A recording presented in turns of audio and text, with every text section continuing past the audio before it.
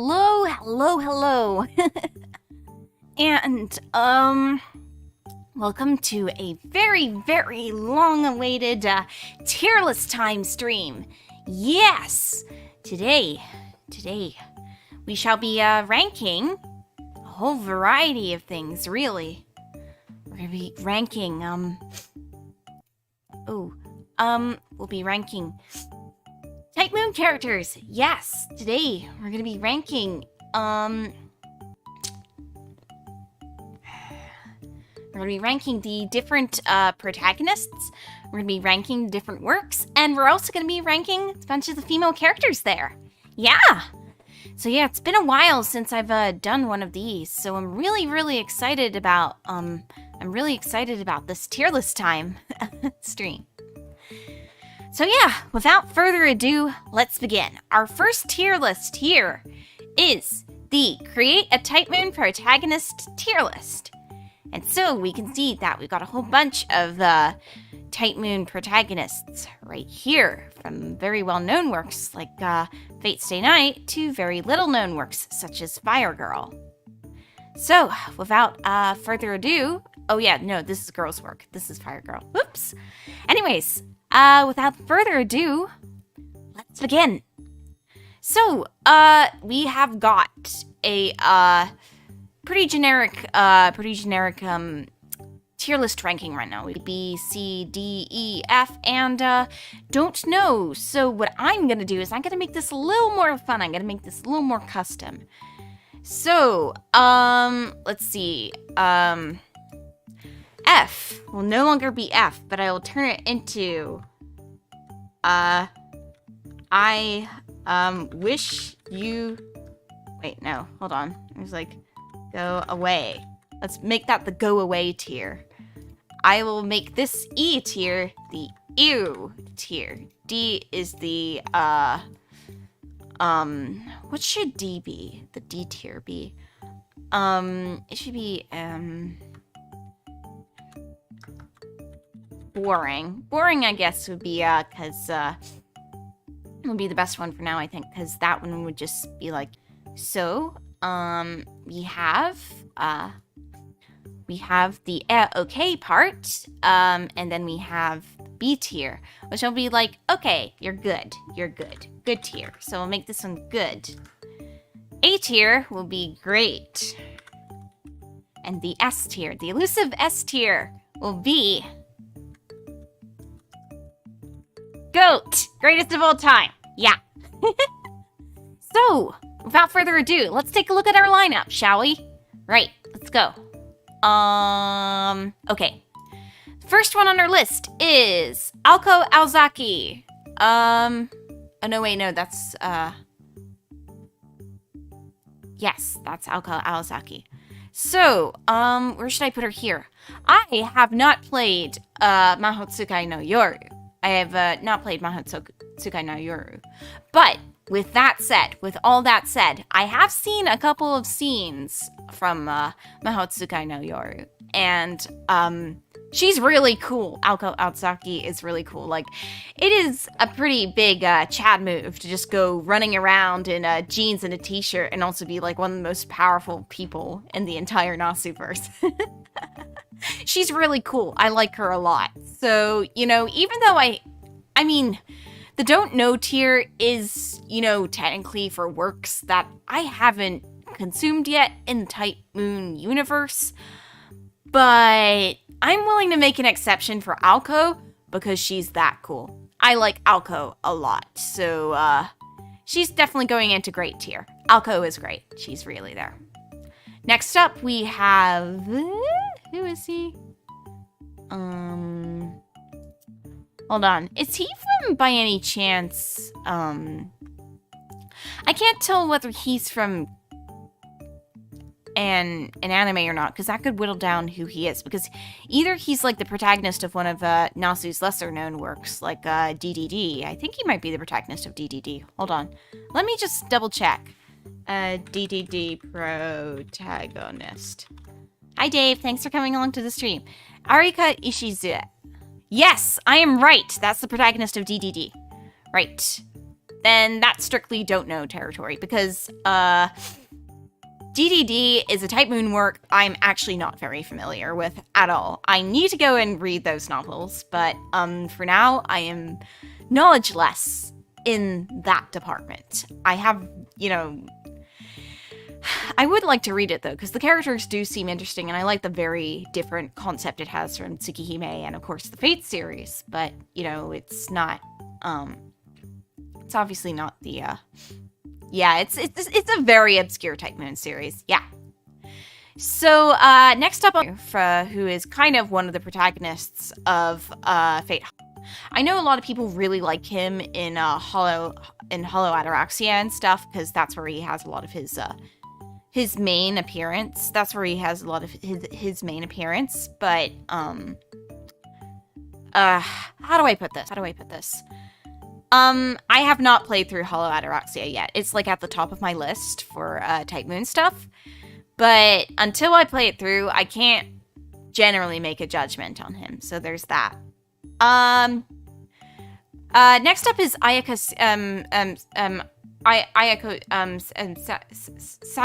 Saijo from Fate Prototype.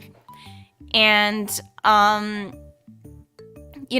I've read Protofrag. I've read a bit of Protofrag. I've skimmed over the Prototype materials and stuff. So, I think she definitely gets some bonus points for being one of Type Moon's female protagonists. So I like that a lot about her.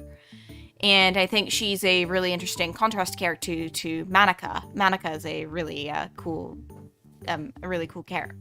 villainous character. But on the other hand, because we don't have, a lot of media like anime or stuff like that really goes into her as a character, I can't rate her too highly, but I'm gonna give her a good. She's a good character. I like her. I think she's neat. I just don't feel like super strongly either about her. But I might need to get into Prototype again, so there is that. Next up is Bazette Fraga Remish. I think it's Bazette, yeah. Now, Bazette is the other big protagonist from Fate Hollow Atorexia. But, I'm not gonna put her on the don't know tier because A, a lot of my friends really love her and they say I would really like her too. And B, she's a woman in a suit, so she gets props for that alone. And, so I think I'm gonna end up really liking her. And so I'm putting her in a great tier. This is to all the Bazette lovers. This is to all the Bazette lovers out there. Punch Girl is very good. Yes. Next up, we have Kanan from the aptly named Kanan anime. Now, Kanan is another one of those really obscure Type Moon titles that is kind of like a sequel to the visual novel 428 Shibuya Scramble. And I think she's cool. I think she's a really cool appearance. But also I have not seen the anime, so she's strictly in don't know tier. But I think the setting for Kanan is pretty interesting, so I might check it out eventually, I guess. Alright, next up is Eriset. Eriset Utsumi. I do like Eriset. She's cute. I think she's, again, gets bonus points for being one of Type Moon's female characters. I think she's cool. I like her design a lot. I think her role in Fate Requiem is pretty cool too. Like the fact that she's the only person in this entire society with like servants and human partners without a servant, and she feels kind of isolated from it. I find her quite an interesting character and stuff. She's like, I don't know, she's really cute. I like her, and her design is really beautiful too. I think Noko did a really great job on, designing her. She's real cute. I like her. All right. Next up, we have female Ritsuka Fujimaru, more commonly known as Gudako from Fate Grand Order. So see, I have played Fate Grand Order up until until Agartha in Epic of Remnant. You can probably see why I dropped off for a bit after that point, because Agartha is kind of a low point in FGO's writing history, as a lot of people know. It's not super great writing-wise. But in terms of, Gudako, in terms of Gudako herself, I'm gonna put her in good tier. She is definitely, to a certain extent, or at least for the majority of Part 1, designed to be a self-insert for the player. But I think what elevates her above, like, a lot of other kind of self-insert characters for me is partially because her design is pretty cute, I will say that. And also because, partially because of her role in Learning with Manga, where she's just bastardized into this horrible, horrible woman, this horrible eldritch monstrosity. She's pretty funny in that, yeah, but at the same time, how do I put this?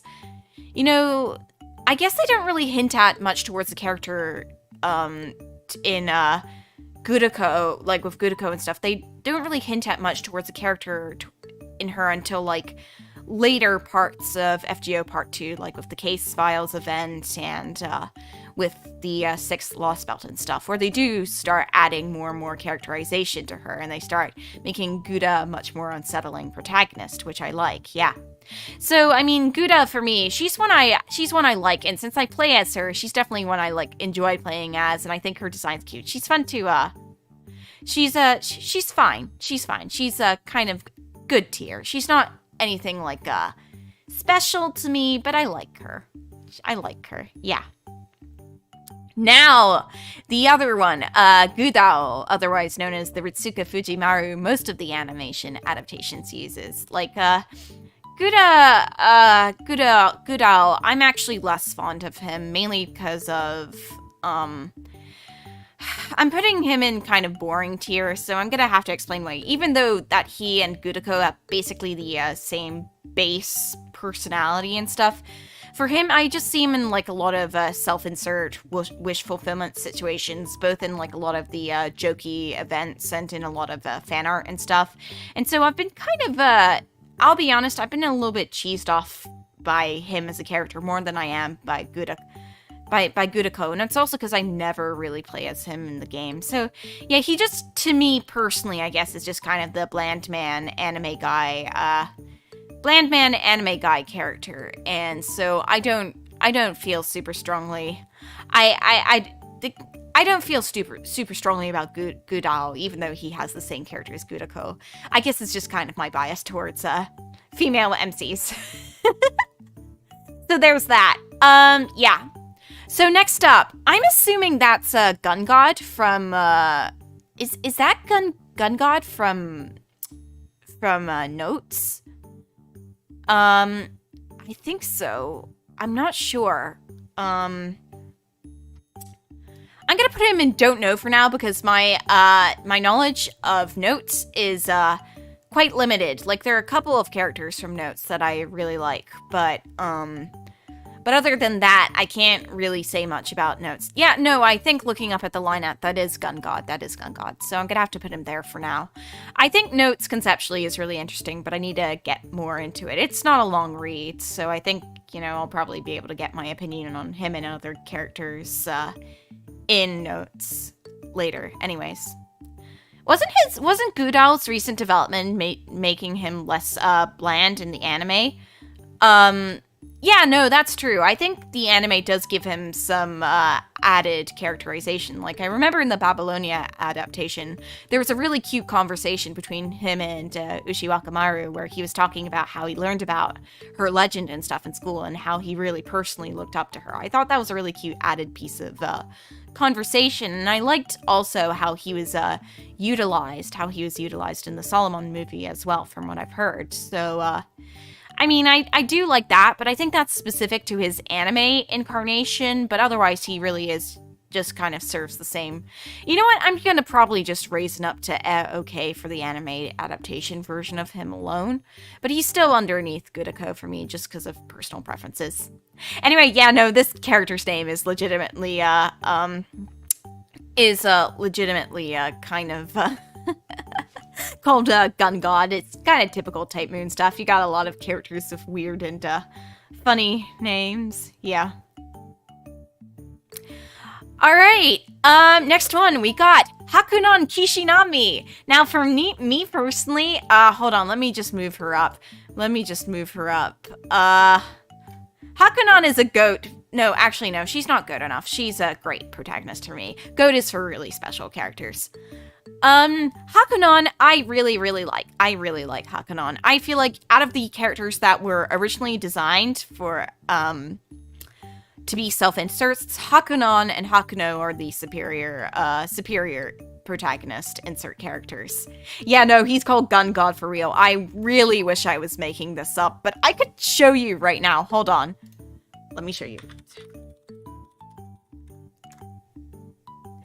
Yeah, this is a character called Gun God, or Godo. Like, quite literally, he's called, Gun God, or, Jushin. Yeah, that's him. That's Gun God. That's him. Yeah, this is the type moon lore, everyone. Yeah. Okay, so, for why I really like Hakunan Kishinami, let me explain. So, Hakunan Kishinami was initially this kind of, she was initially kind of the, a self-insert protagonist for the Fate Extra series, but the interesting thing about her is that, like, gradually over the Extraverse, so with Extra CCC, and I guess Extella, and Extella Link and stuff, both of the Hakunos kind of were shown to have, like, a lot of kind of internal monologues and stuff, and you know, they have internal monologues, questions about their own identity, and they're kind of what's his face, what's her face sort of status as a character, is like a character that could come from anywhere, is actually directly commented upon and played up as a big part of like their identity, a big part of their character art in Fate Extra and in other entries in the Extraverse. So it's pretty deeply entwined with who they are. That plus, again, they have like pretty big, a lot of internal monologues in the game. So we do get a sense of what their internal thought process is like and how they react to certain situations. So yeah, I think for me personally, the Hakunos kind of just evolved over time into being kind of their own characters while also being characters that the players play as. So, you know, the Hakunos have really grown on a lot of people, and so I really like Hakunon personally, also because she has a really cute design. She is really cute. I like her. Oh, speaking of which, the Hakuno shown here, like, I know that they're subbing both of the Hakunos in with like the anime screenshots just to say this is Hakuno, that is Hakuno, but I'm actually gonna put male Hakuno up in good tier. And you know, this is not actually because of like this is how do I put this?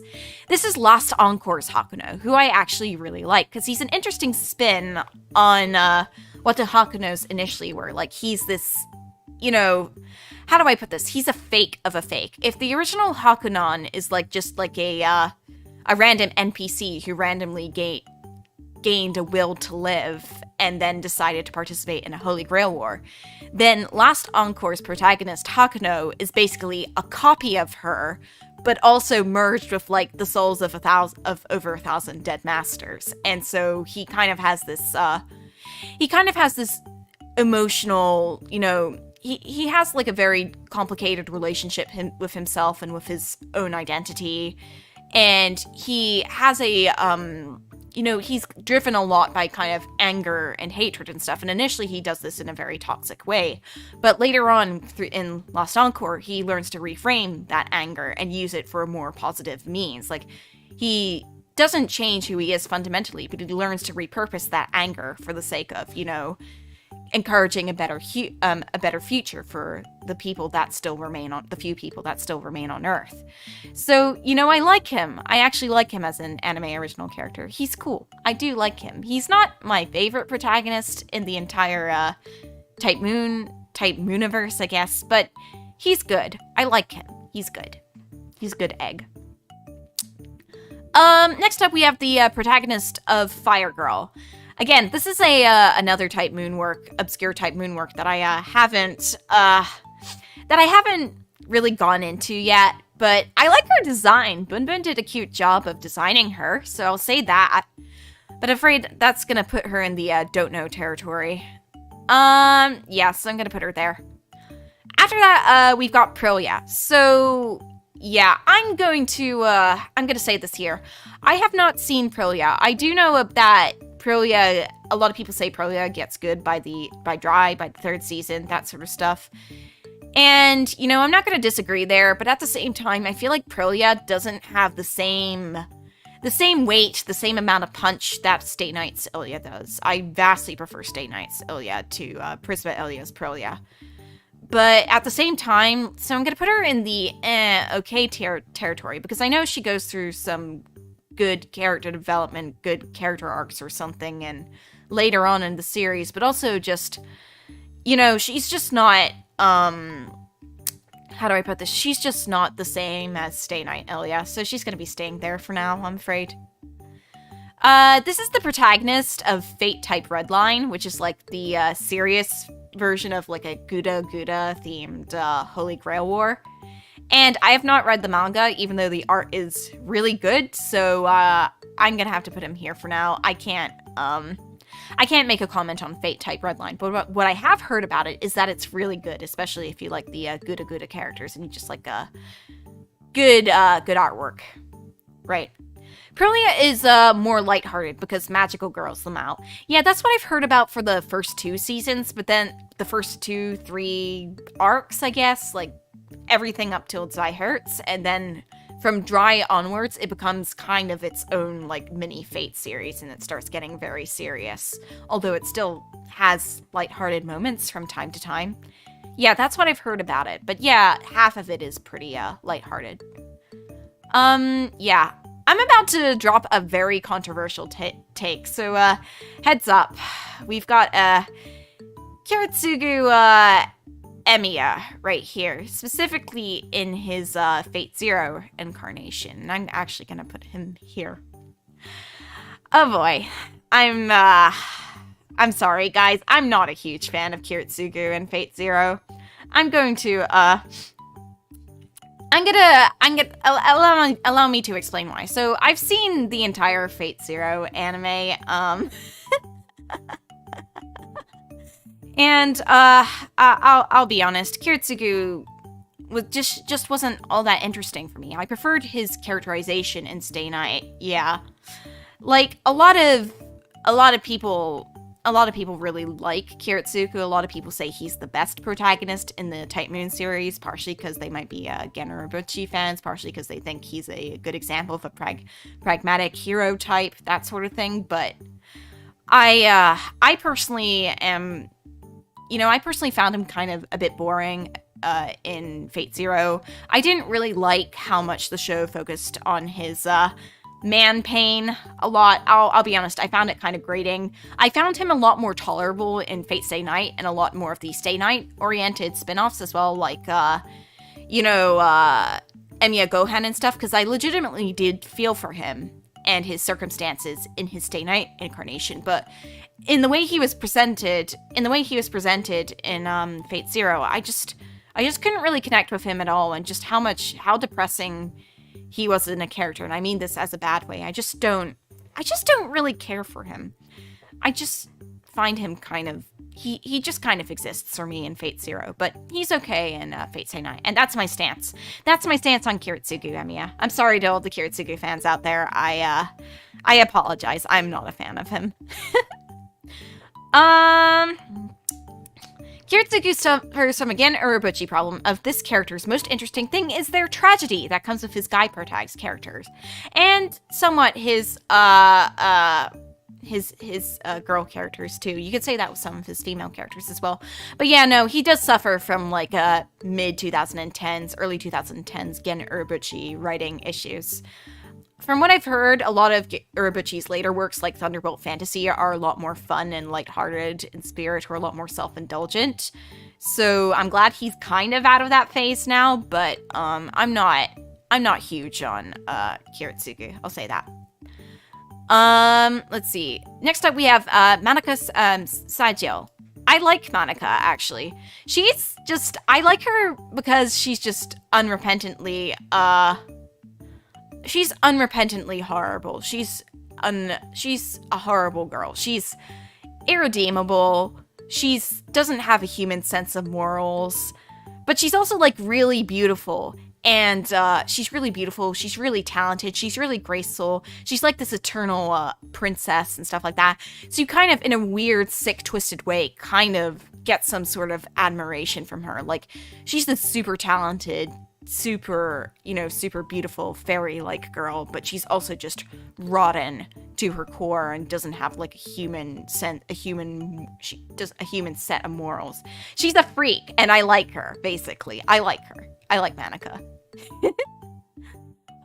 Next up, we have Miyako from the very obscure Type Moon spin-off Hanato Miyako, which is actually one I have read. I have read this spin-off, and my stance on her is, she's good. She's a girl who kicks butt. I have to commend that. I wouldn't say she's the most interesting Type Moon protagonist out there, but I like her. I like the fact that she's like the center of this battle action series. If you're asking about this character, she's Miyako from the Type Moon spin-off manga Hanato Miyako, right there. Yeah. My beef with Kiritsugu was how hard he was used for Urobuchi to trash Saber. Actually, no. In Urobuchi, I don't think that was the purpose of Kiritsugu in Fate Zero at all. I think a big reason why Saber got knocked down so much in Fate Zero was, as Urobuchi said himself, because the center of, Fate Zero, like Fate Zero's narrative, is essentially her downfall and her breaking her own ideals, her suffering, in other words. And it was really just to knock her down so much that by the time, to get her to the kind of very, the kind of very pragmatic point she was at by Fate's Day Night. It was really just kind of her going, not him so much trashing on her, because Urobuchi actually really likes Saber as a character. Just, he was just kind of like beating himself for like how much he was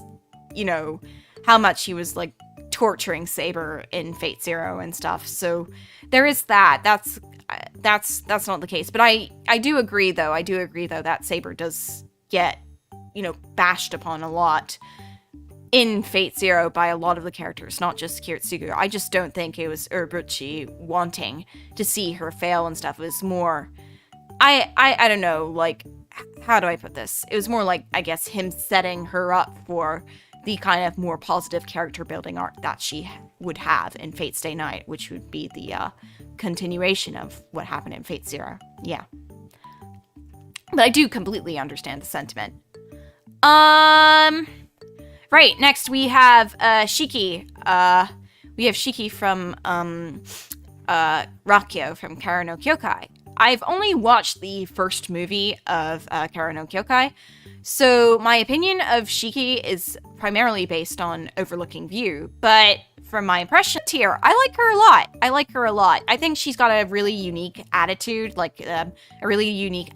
of all of Nasu's protagonists. I like the fact that she's, just going out there and solving these weird, memories, not weird memories, having all these weird, phenomenon happening and stuff in the, in the Rakyo series, and how she just tries to sort them out. I think she's an interesting protagonist, like, definitely not nice, definitely, kind of very curt with her words and stuff, but I like her. She's cool. She's very calm. She gives me a great sense of complexity, so I'm looking forward to continuing Rakyo eventually. Take care, Arif. Have a good one. Have a good night, and be sure to take painkillers if you can. Take care. Have a good one. Right, so yeah, that's my thoughts on Shiki. I think, if I finish the rest of Rakyo, I think I'll end up really liking her, and she may go from good to great. But as it stands, I've only watched one of the 7 movies, and then some. So my opinion on her is limited from what I can see. But I like her. She's cool. Next up, we have Shiki from Tsuki. Shikitono from Tsukihime. He is squarely in the don't know tier because I have not played through any variation of Tsukihime, though I will probably play the Dojin version eventually since there is a translation patch for that. I'll have to wait for the remake, or I might just pick up Melty Blood Type Lumina and see how he acts there. When the blood is melty, yeah. When the blood is nice and red and melty, yeah. I can't wait to find out like who the last character in the lineup for Melty Blood is. By the way, if it's Saber, if it is Saber like the leaks are saying it is, then I'm definitely gonna pick up Melty Blood Type Lumina because I have to main her. Alright, next up, we've got a legendary character coming up. There he is, the man, the myth, the legend, Shiro Emiya. Let me pull him up here. He is a goat. He is a really great protagonist. Probably one of my favorite Type Moon protagonists ever. He's my favorite because he's a complicated guy. Like, you initially kind of get led into the game thinking he's going to be the typical harem protagonist guy and stuff, what with like all these girls surrounding him in his home and whatnot. But then you realize he's kind of deeply screwed up. He's, you know, his sense of heroism is very deeply screwed up, and you know, I don't know, there's a lot of depth to him as a character. I like him a lot. Initially, you know, Mr. Sacrifice himself, exactly. My initial impression of him was actually pretty negative. Like, when I was going through the Fate route for the first time, he was actually pretty grating to me. Like, the way he treated Saber, his kind of dismissive talk towards her because she was a girl and stuff. But you know, after rereading Fate Route and going through the other two Fate Stay Night routes, he grew on me like a rash. He grew on me so much. Oh my god, now I love him. I love him so much. He's so cute. I love him. He's the ultimate male wife for Saber, Sakura, and Rin. He's very good. Mr. Seigi no Mikata. I love him. He's very good. I love him a lot. So yeah, no. Shiro, I have a very fond opinion of. I really like Shiro. He's a good boy. Yeah. Hey, Amato. I'm not into Type Moon, but I'm here regardless, lol. Well, it's great. That's great anyways. I'm glad to hear you come along and watch me talk about this stuff anyways. I'm glad you could come along. Yeah, it makes me happy to hear that even people who aren't fans of Type Moon can come along and enjoy what I have to say about the characters in the world. Makes me really happy. Shiro is lovably dorkish and complicated. I appreciate the dude's hero complex. I do too. He's really cute. That's because Emiya Gohan exists. Yeah, no, that definitely works in his favor. I really like the fact that he's just a really talented chef and he puts a lot of love and care into his food. It's really cute. It's definitely a big adding a lot of affection points for me to him. I like him a lot. He's really cute. I like him. And I also really like too how dorkish he is in front of his prospective love interests as well. Like, you know, he holds Rin's hand and he's like, oh my god, I'm holding the hand of a girl. And Rin's like, oh my god, get over yourself. Or like when Rin is like, oh, I just kissed you right now. And he's like, oh, we kissed. He's really cute. He just like, he's a bit of a bumbling dork as well. And I love Shiro. He's great. I love him. Hi, Gourmet Burger Kitchen. I'm just ranking the Type Moon protagonists right now, and then after that, I'll be getting onto the female characters. Yeah, so that's where I'm at right now. Next up, we have the main protagonist of Girls Work, and because Girls Work was never released, we shall never know what she was like. So she's going in the don't know tier, and we will never know what will happen to her. Just a shame, really. I love how he uses phenomenal cosmic power to repair electrodomestics. Oh, that's not the best part. The best part is he's using that phenomenal cosmic power incorrectly. So he's putting himself under the threat of paralyzing himself every single time he does it to repair electrodomestics. And that is precisely everything you need to know about Shiro Emiya. Yeah. Next up, we have the protagonist of Mado Channel no Yoru, which is another visual novel in the Type Moon universe that I really want to get to, and I really want to watch. But I also have not read, so I can't have an opinion on him. I'm putting him there. Yeah. And next up, we have Sieg. Hello, White Boy Jojo. I know you want to hear my take on the little homunculus boy himself. So, my take on Sieg is, I put him in lower good tier, actually.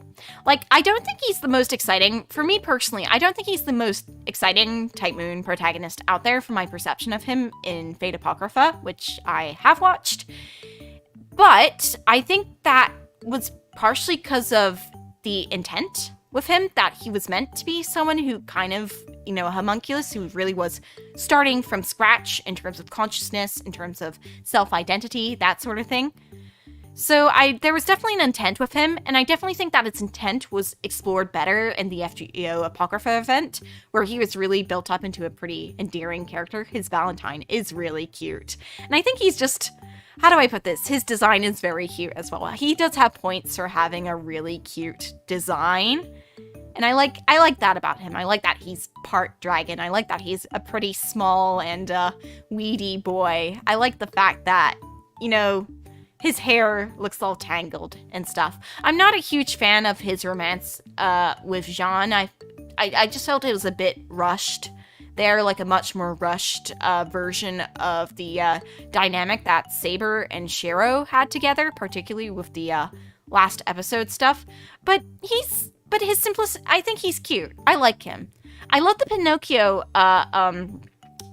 I love the Pinocchio aspect of him and the fact that Amakusa was generally heroic. Yeah, no, I do like the Pinocchio aspect of him too. I think he's just a very cute boy. I think he's a cute boy. Not the most exciting character out of all the Type Moon protagonists, but he's cute. And I think they've really expanded upon him a lot in the Apocrypha event. Like, wait, I need to show you this. This is actually really cute. Hold on. I need to show you his Valentine. It's the cutest thing ever. Wait. Hold on. It's not this one. It would be here. If I go down to his Valentine's Craft Essence, I can show you where he is. Right. Craft Essences. The Bedside Fafnir. This is the cutest thing I have ever seen. Look at it. He did a little drawing for you where he turned into a dragon and he's killing the enemies for you. It's so cute. It's so cute. It's so cute.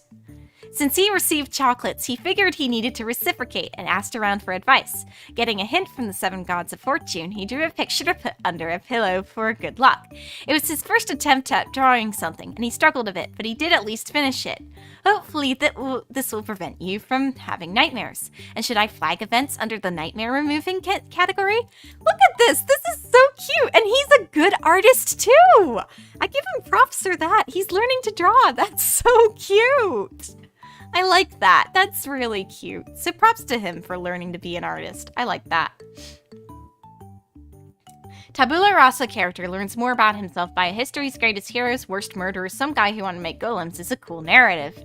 Yeah, no, it is a pretty cool narrative. I have a lot of things to say about Apocrypha, both like good and critical and stuff, but on the whole, it is a pretty fun romp, and I like the unusual setting it has, just like in the middle of one of the just like in the middle of Romania and stuff, and just, it feels like kind of comfortable at times. I feel like Apocrypha at its very best has this very comfortable, like, middle European feeling. I like it a lot. It's cool. It's good. Next up, we have, I believe this is one of the characters from, one of the protagonists from Fate Strange Fake. And I know that he is the son of Maya from Fate Zero. But I have not read Fate Strange Fake, even though everyone keeps on telling me to. So he's in the don't know character category. And I'm also gonna put Fate Strange Fake's version of Ayaka there as well, because yeah, I haven't read Fate Strange Fake. And I really need to, because everyone says, please read Fate Strange Fake. It is the It is the best, it is one of the best Fate spin-offs out there. There's so much love and dedication put into it, a lot of callbacks to all sorts of parts of the Type Moon universe, and it just really goes out there with its concept. That's what I've heard about it. My biggest complaint with Sieg, I wanted more of Siegfried influencing him, but the original artist of Siegfried, leaving early, kind of shortchanged Saber of Black. Yeah, no, I agree. I think that back when I was watching the Apocrypha anime, I did notice that Siegfried kind of had a very limited role within the anime. Like, he kind of, like, I think it was episode 3 or 4, just gave his heart to Sieg and became kind of his spirit guide, mentor, transformation partner, something else. And kind of that's kind of what happened to him, and they briefly touched upon his wish of wanting to do something for his own sake rather than doing it for other people's sakes, but it was a little bit rushed, I think. Yeah. It also has Tsukihime lore added into it. Yeah, that's what I've heard. It doesn't just go into the Fate side of Type Moon things, it goes to everything Type Moon. You can really tell that Ryogo Narita really went over and above for Fate Strange Fake. So, yeah, it's on my list. Next up, we've got Sion Eltnam Atalasia. I know a lot of people really love her from playing Melty Blood and stuff, but I have not played Melty Blood Actress again, whichever one she's in, so she's in the don't know category, I'm afraid. But I'm sure I'll like her when I finally get to her in Melty Blood. Now, there's the girl from Tsuki no Sango, which I have read. I like her. She's good. I'm gonna put her in the good tier. Yeah, she's here. I like Tsuki no Sango. It's a very, you don't really need to know about much about Tsukihime to read Tsuki no Sango or anything like that. I mean, case in point, me, who has not read Tsukihime, but it's just a really nice fairy tale-like story. I think the illustrations are really beautiful. I read the manga version as well, and the art for it is by Sasaki Shonen, and the manga adaptation is really gorgeous too.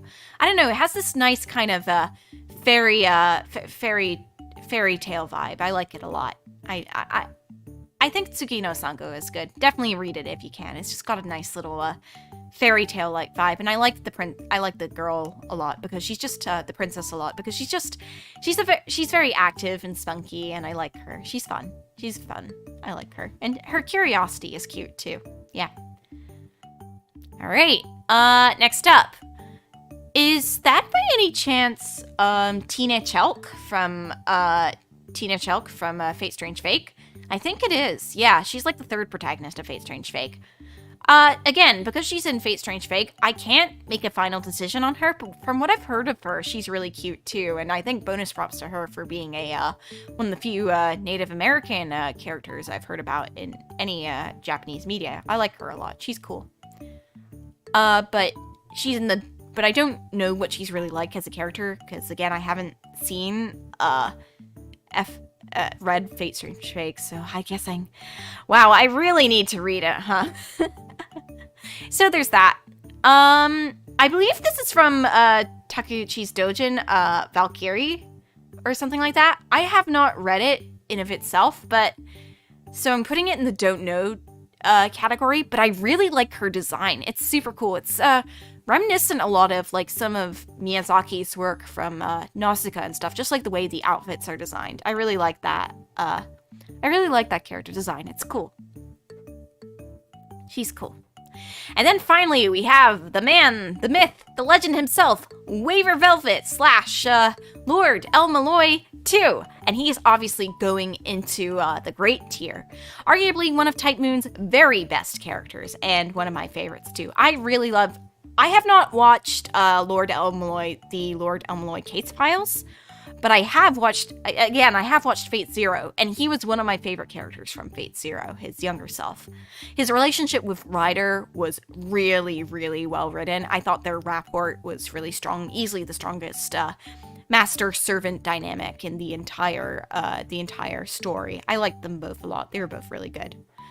And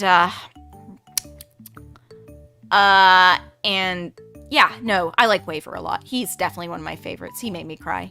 I love him. And I hope to get to Lord Elmaloy case files, because I know Makoto Sanda did a really good job on it, too.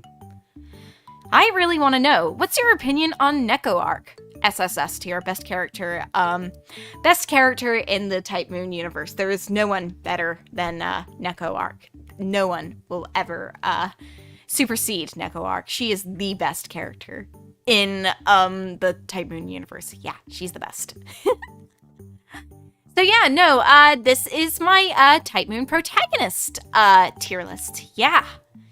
And there it is. What this is reminding me is that I have a lot more works I need to get through. Yeah. He kind of confuses me. Isn't there another Waver who's a servant? Okay, so allow me to explain. When you summon him as a servant in Fate Grand Order, he's summoned as a pseudo-servant. So what this means is that a heroic spirit comes and contacts like a normal human and stuff and says, okay, let's fuse in some way, shape, or form that human's body. And usually when pseudo-servants are introduced in Fate Grand Order, it's usually to make a pre-existing non-servant Type Moon character playable by linking them up with by linking them up with like some usually god-like spirit, like a god spirit or something like that, or a spirit who has like a lot of connections with the original character in question. So for another example, Rin,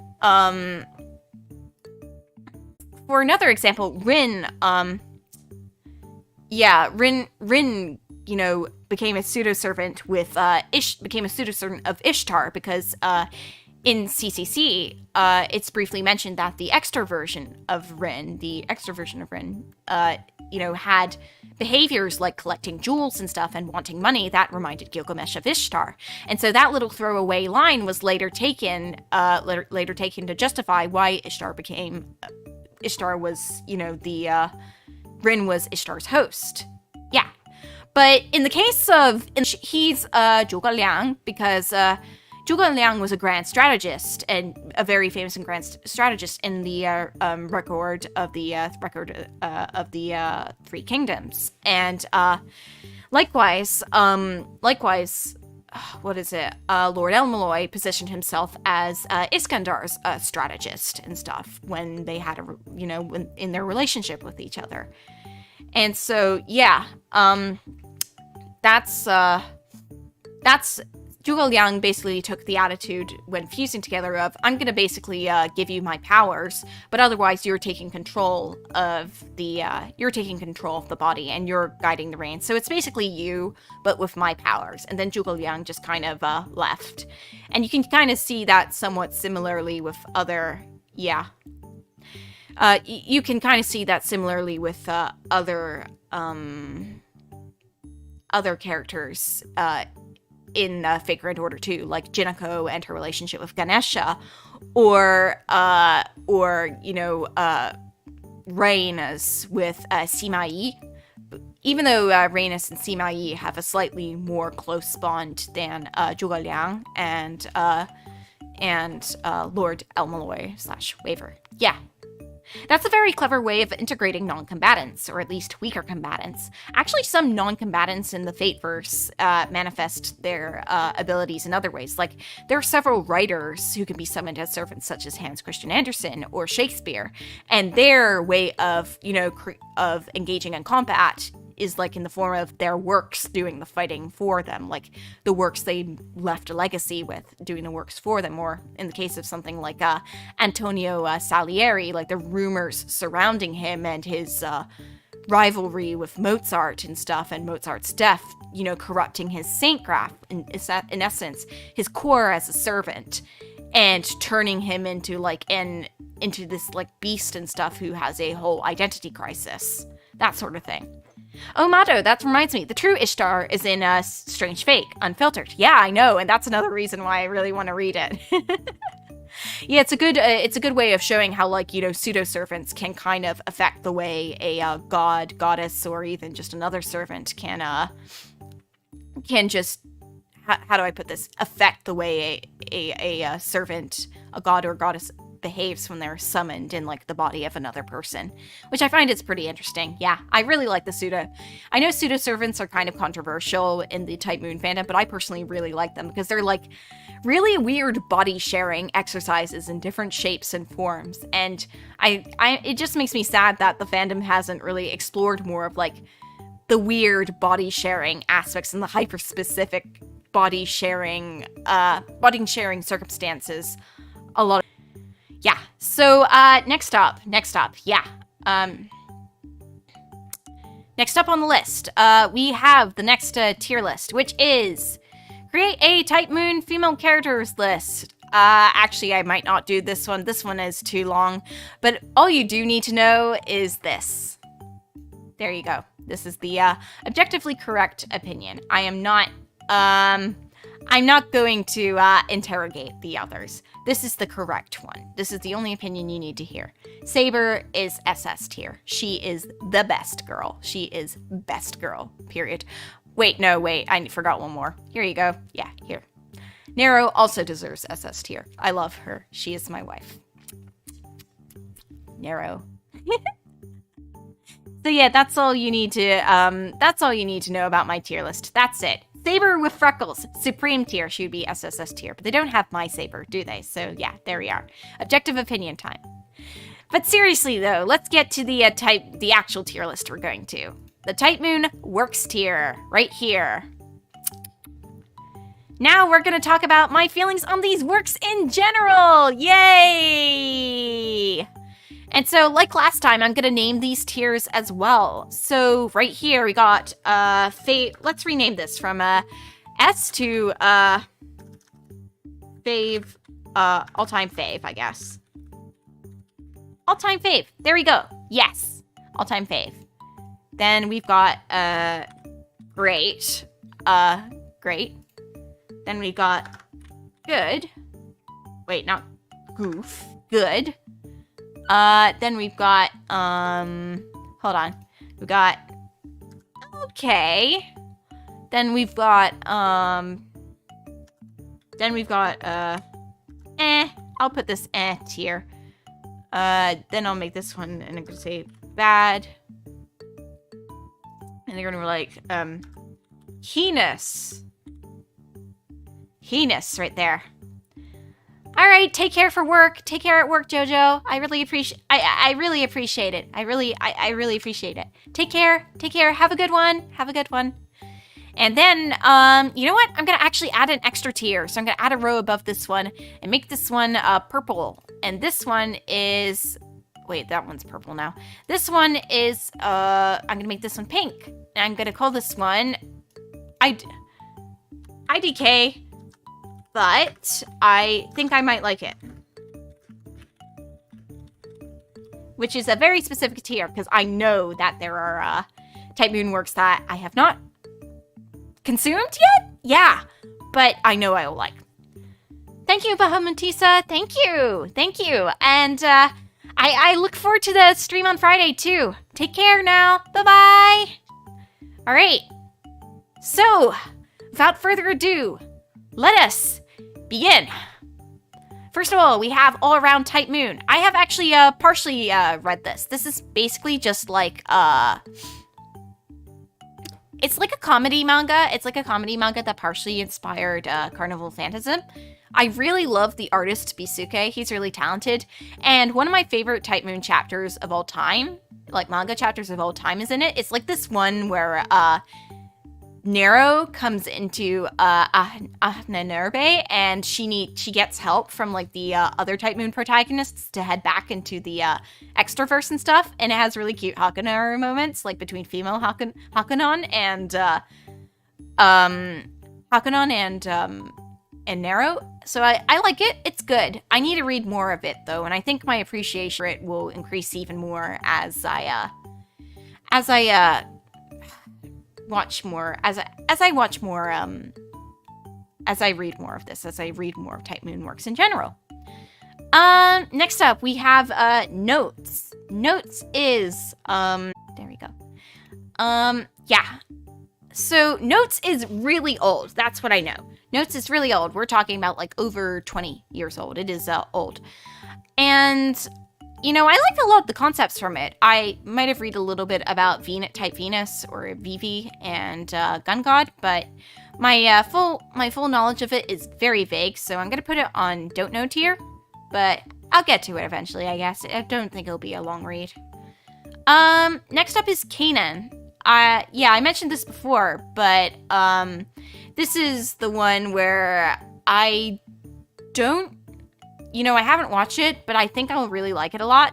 So I'm putting it there. Yeah, I like the character designs a lot for it, and I really like the fact that it's just like a confirmed canon sequel to this critically acclaimed visual novel and stuff. I think it's really cool that Type Moon had the opportunity to do this. Yeah, I think that's cool.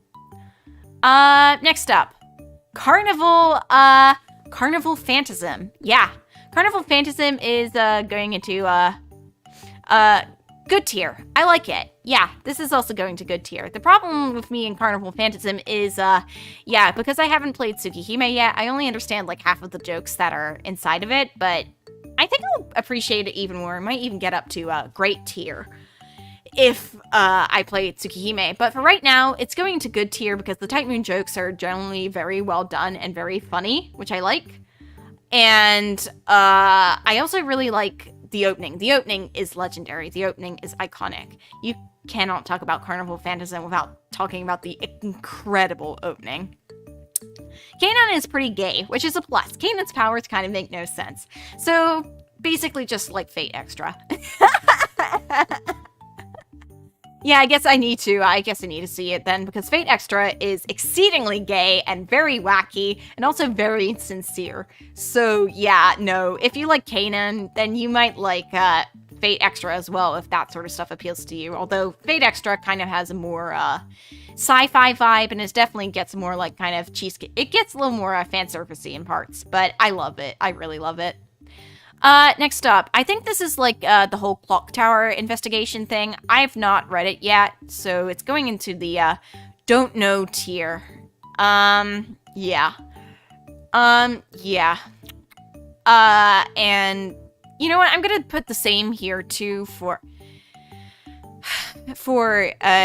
DDD. I really love the art for DDD though. It's really beautiful, but I have not seen I have not read DDD yet.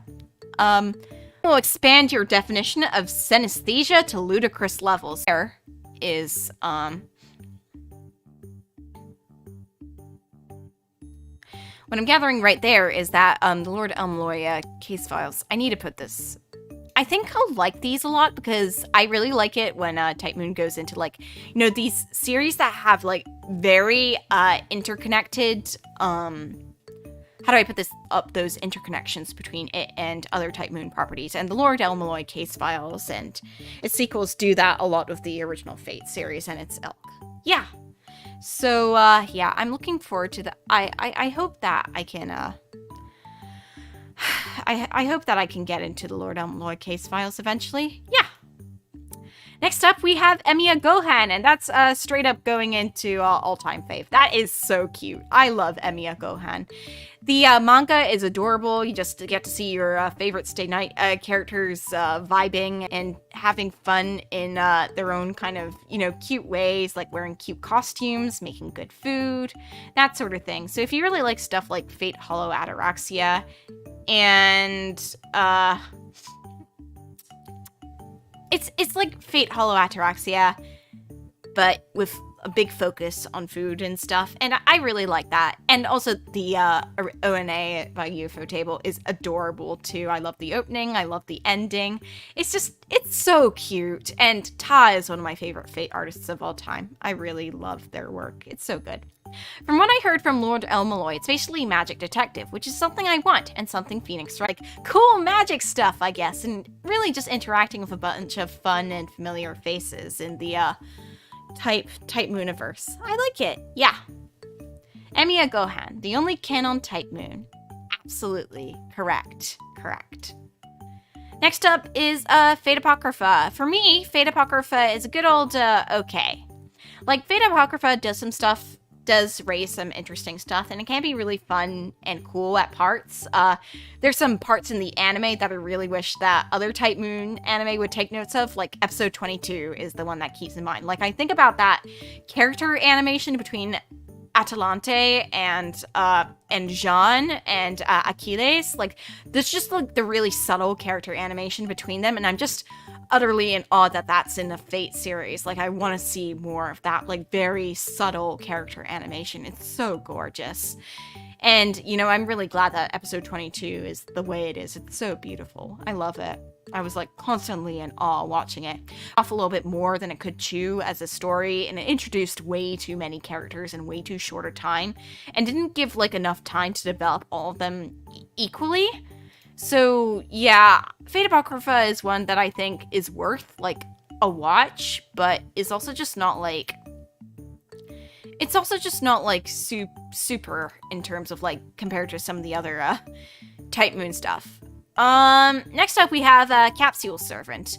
This is just more like a, spin-off game than anything else, so I'm just putting it right here in the, don't know category, because it's literally just a cute April Fool's-ish, spin-off game with, you know, a lot of cute nods to other, franchise things. I like the Pokemon-inspired art style. It's really cute, and I like the kind of, battle tower-esque gameplay. It's cute, but I don't think I'll be coming to it until I play Hollow Atorexia, because I know it gets bundled in with, like, the PS Vita versions of Hollow and stuff. So there's that. Next up we have what is this? Fate Extra CCC Foxtail, this one. And, we have,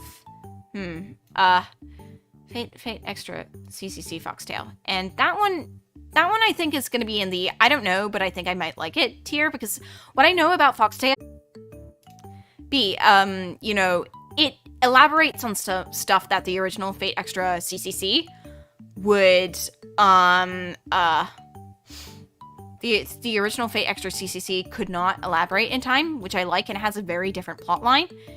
And, some of the character designs are pretty cool, too. Yeah, so there's that. I think I might like Fate Extra CCC Foxtail. So, yeah, there's that. Yeah.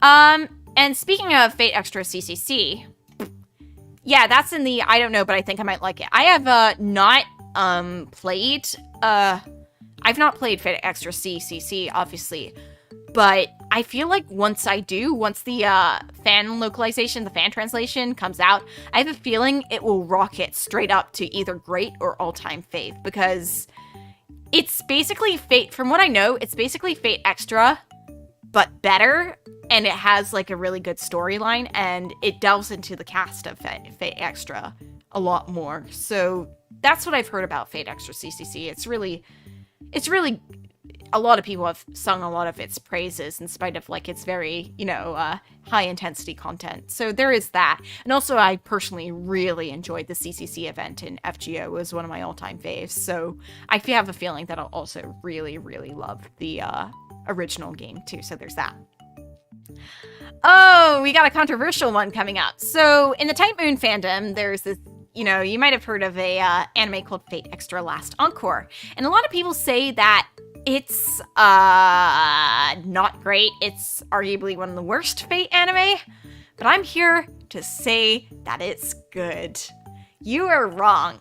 You'll not know intelligent. You will not see the truth. You will not see the truth, the light, until you realize that Fate Extra Last Encore is actually good.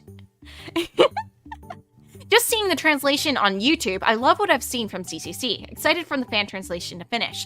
Yeah, same. I've taken a little peek at the fan translation of Fate Extra CCC too, and it already goes into so much more depth with the characters and descriptions and character development and stuff.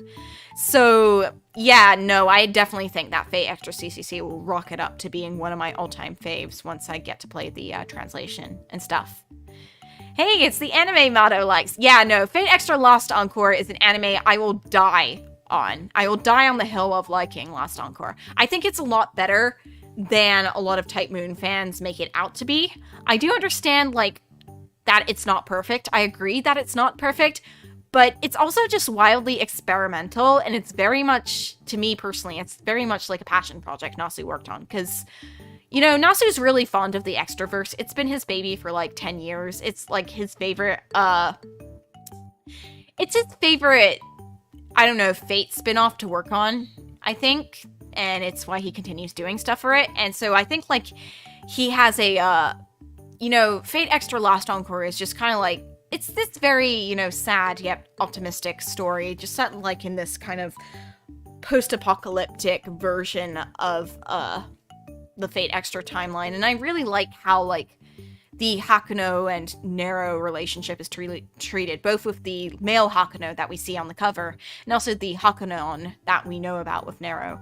The relationship that they both have with Nero is really, really good, and I also really like the art direction in the show, too. It's very Shaft, let's put it that way. Like, there's a lot of interesting camera angles, there's a lot of unique background art, that sort of thing. I like it. It's definitely not a perfect show, but it's good. The soundtrack is also gorgeous, too. So even if you don't like the show, at least give the soundtrack a try, because it is so criminally underrated. I've got a lot of great tracks from it that are worth listening to. So yeah, I've been on my enough. It's good. It's very good. I like it. Next up, we have Fate Extra Record. This actually has not been released yet. So any stance I make on Fate Extra Record is going to be useless because the game has not come out yet. But what I have seen of it is that it looks really beautiful. I really like the changed up battle system. I think the new designs for Rin and Co are really cool. And I'm looking forward to seeing how it's going to readapt this now over 10 years old game. Yeah. No, Fate Extra Record is definitely a game I'm planning to get, and definitely planning to get it. Also, I really like the live 2D sprites for the Type Moon characters, too. It's cool. I like it. Yeah. Next up, we have Fate Extra. Fate Extra is going into the good tier. I like Fate Extra. It's good. It's good in the same way that playing an RPG Maker game with clunky mechanics is really good. Fate Extra is a game that you can tell was more designed as a story-first game later. Like, I want to make an RPG, but I really want to focus on the story rather than the gameplay, and it kind of shows. Yeah. Like, there's a lot of, you know, it doesn't have the most interesting gameplay ever. A lot of the fights are RPS kind of luck-based, that sort of thing. There's a bit of grinding here and there. But I really like the graphics. It's cool. It introduced some of my favorite characters in the franchise to the Fate franchise, like Nero. And I like it. It's a pretty fun and cool journey. It's no CCC, obviously, but, you know, it's good. I like it. I like it. I definitely give it a recommendation to play through once. Definitely play through once if you have the chance. So yeah, that's my thoughts on Fate Extra. Next up, we have Fate Extella Link. I'm putting that in the OK tier.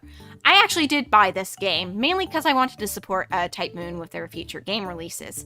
And Fate Extella Link is mainly in the OK tier because it doesn't really have much to do for a story. It was conceptualized really as a side story, and the improvements to it were mainly on like gameplay and stuff. Bonus points. Contains both Arturia and Nero. You can dress them up in costumes. The art actually is really good. The 3D models and stuff are a huge improvement from Fate Extella, which had really ugly models. And the character portraits are adorable too. I love the character portraits. They're really good. The soundtrack's also good as well. I think Charlemagne is a really fun character. I like him as an addition to the Fate universe, so there's that.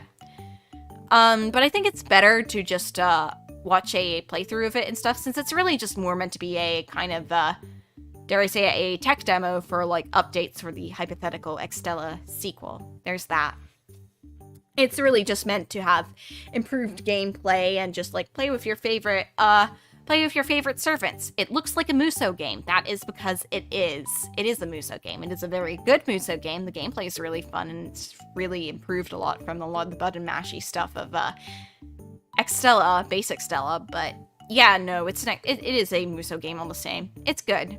It's fine though. It's fine. If you want to like a little quick break with some fun characters and fun banter between some servants you might like, both, you know, old timies and FGO originals, you know, you might want to watch a playthrough of Extella.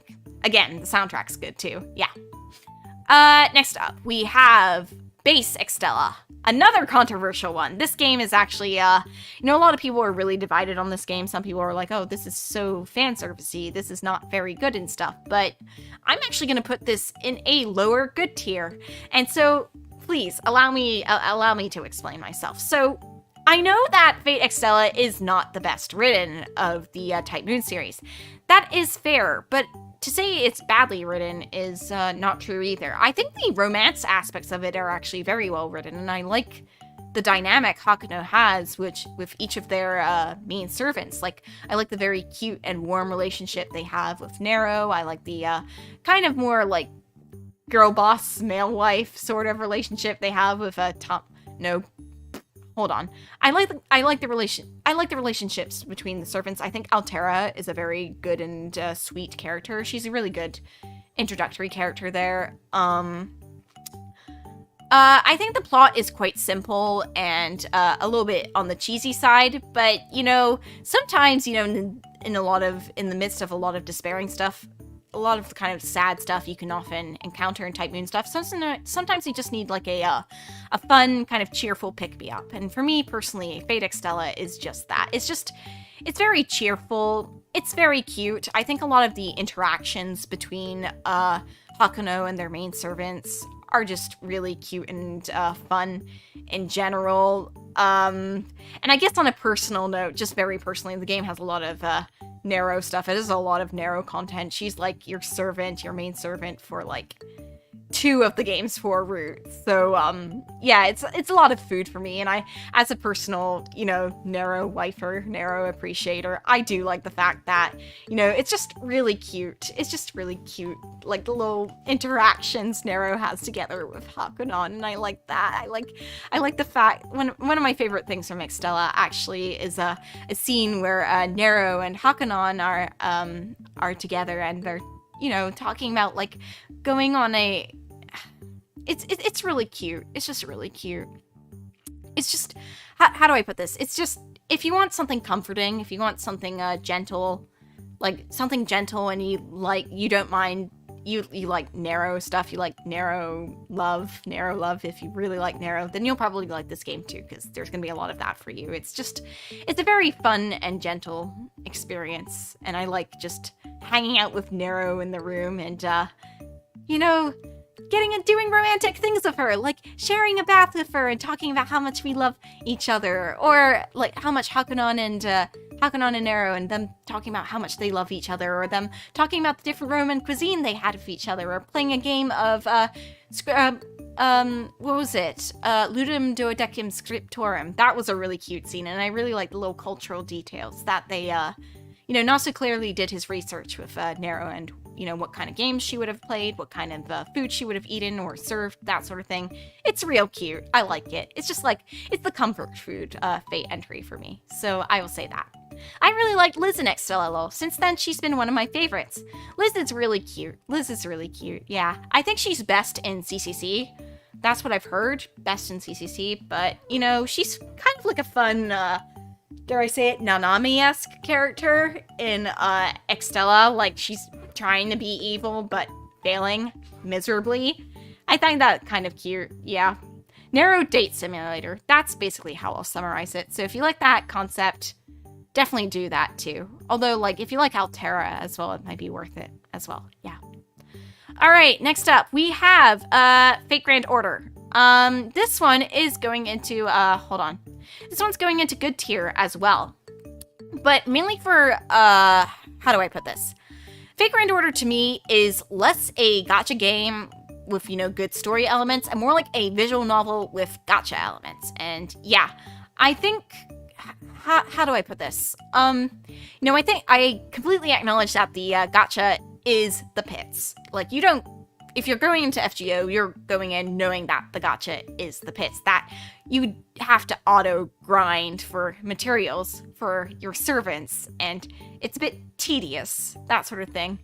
But the real draw, the reason why I describe FGO in the way I do is because, like, the story is the real draw here. The story is very good. It picks up steam at around the Camelot Singularity in part 1, and then it just kind of generally kind of goes higher and higher in terms of stake and quality of writing and stuff. And, you know, I haven't played part 2 yet. But everything I've heard about part 2 has generally been, like, a lot of praise and stuff. It's been a lot of praise. So, yeah, I want to get to part 2 and really experience it for myself. It's a really ambitious project as well, and the other reason why I do put it on good tier too is because it's good for the rest of the Type Moon franchise too. It gives, like, the money to fund Type Moon's other projects and stuff, and, you know, and it made it really the big behemoth franchise it is now, so I do respect it for that. Also, I just like, you know, how many different servants from different cultures and countries we see, and I like that as well. I like the whole, like, everyone's coming together to fight for the sake of humanity. It's a very optimistic and hopeful message, and I like that. It's cute. It's fun and cute, but it can also be really sad too, and I just know when I get to part 2, I'm gonna be pretty emotionally crushed, because, like, some of the later part 1 chapters did emotionally crush me as well. I remember crying really hard at the end of the Camelot Singularity, and crying at the end of the Solomon Singularity, and crying in the middle of the Babylonia Singularity, that sort of thing. Yeah, and just being in awe how fun and good the writing got. Yeah. So that's my feelings on Fate Grand Order. You know, it's a gacha game with a lot of issues, but goddamn, you really do come for the writing. The writing is, nothing else matches it. It's top quality stuff. All right, next up we have Fate Grand Carnival, or what is out of it so far. Yeah, this is good tier as well. This is going right up with Carnival Phantasm. Exact same spirit as Carnival Phantasm, just with an FGO flavor. The two episodes I saw so far were both really funny. I think the other 2 episodes that are about to come out look like they're going to be really funny. Less so the Erish becomes a YouTuber one, although I think Erish fans will appreciate that, and more the one where Blackbeard and the other servants go on a worker strike because they're tired of, you know, being exploited by their master, and I think that's just gonna be really funny. Of the 2 episodes I did see, I found the Narrowfest episode really funny, and a lot of the series and FGO and jokes were really good too. I love the kind of horrible tension between Arturia and Narrow, and I'm just like, girls, stop fighting! You're both beautiful! I love you! Don't fight! I love you! You're both great! So yeah, I like the little Narrow and Arturia rivalry. It's fun. And I'm glad they're just continuing the spirit of Carnival Phantasm in that show. It's good stuff. Next up, Fate Hollow Atorexia. Squarely in the I don't know, but I think I might like it tier. Everyone and their mother has told me that I should play Fate Hollow Atorexia. I'm a huge fan of the original visual novel. I'm a huge fan of the original visual novel, and everyone says that if you like the original visual novel, you will love Fate Hollow Atorexia. And that plus, you know, it having like a lot of cute slice of life fun scenes, that sort of thing. Just really, yeah. I think that'll really like Fate Hollow Atorexia is what I'm saying, and I'm hoping that I can play it eventually because it's on the top of my list. Yeah, I want to play through Hollow. Next up, we have the Prelia. Prelia is squarely in the I don't know tier, and this goes for I don't know tier. I really don't. Yeah, I'm putting it there for fairly obvious reasons. I haven't touched Prelia for a long time because there's when I mention Prelia, there's a pretty big elephant in the room that needs to be addressed that I'm probably not going to talk about on stream, but if you know, you know. I know that Prelia, from the people I know who have seen it or read it or whatnot, that Prelia really does get great by Dry. But, yeah, the big elephant in the room is why I haven't been, why I've been keeping off both the manga and the anime for a long time, and so I don't really want to discuss this anymore. Yeah, I don't think it's worth discussing. If I ever do get to it, I'll let you guys know, but otherwise, this is really not on the top of my list when it comes to Type Moon stuff. Yeah. Next up, Fate Labyrinth. So this is actually a spin-off of a spin-off. It's a really weird one. Fate Labyrinth is the spin-off of Fate Prototype Fragments. It is you kind of like a weird AU situation where Manaka, the antagonist, the mean protagonist of Fate Prototype Fragments, is like the master of the saber we know and love instead of Proto Saber, you know, male King Arthur, that sort of thing. And I think that's pretty cool, so I'm gonna put that right here. I like the idea of Saber having a female master. I think that's pretty cool, even if it is like Manaka, who's a bit, you know, a bit like morally out there. Yeah. Yeah, so I think for having Saber alone, it gets a win. Yeah. Next up, we have Fate Protofrag. I'm gonna put Protofrag on the lower good tier, actually. So I know Protofrag is kind of like one of the really underlooked Fate entries and stuff, and I think it's because of Hikaru Sakurai's writing choices for Protofrag, which is A, to make it like non-linear, like a non-linear timeline and stuff, and B, to write it in this sort of style that was, I think when she was interviewed about it, she said that she took inspiration from like ballads and stuff. She took inspiration from ballads and whatnot. And,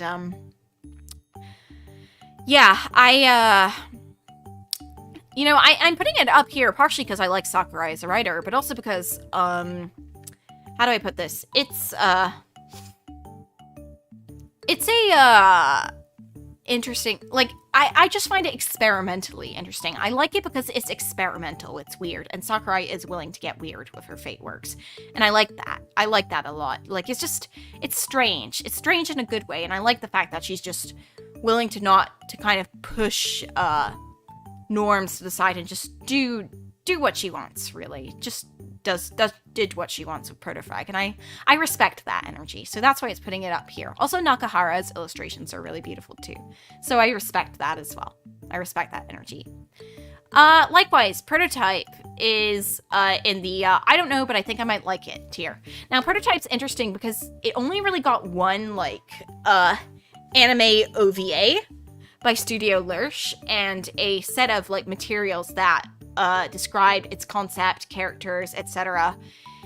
But I think if I, you know, read it through thoroughly, I think I'll probably really like it because, you know, it's not often that we do get a Type Moon story with a female protagonist. This was basically the draft version of Fate Stay Night, and I really like seeing, you know, how works evolved from their draft version into their finalized version. So yeah, Fate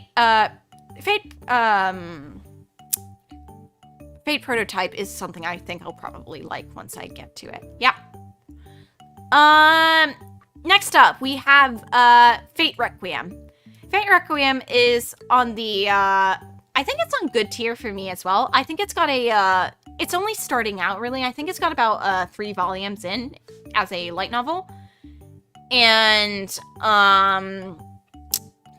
it's cool. Yeah, no, I like the character designs a lot. I like the concept of it a lot.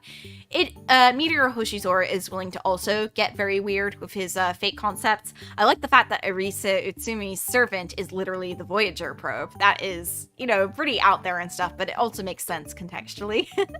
And how he took, like, the form of a little boy because she was inspired by Le Petit Prince, which was a book that was near to and dear to her as a child. So I like that. I think Eriset is an interesting protagonist. The character designs by Noko are really gorgeous. And yeah, no, I think it's got a really interesting concept too, because it's set in the future, like Fate Extra, but unlike Fate Extra, it's set in this alternate version of Akihabara, which has, like, you know, which is like super developed and stuff, and it's like on the waterfront, and everyone has their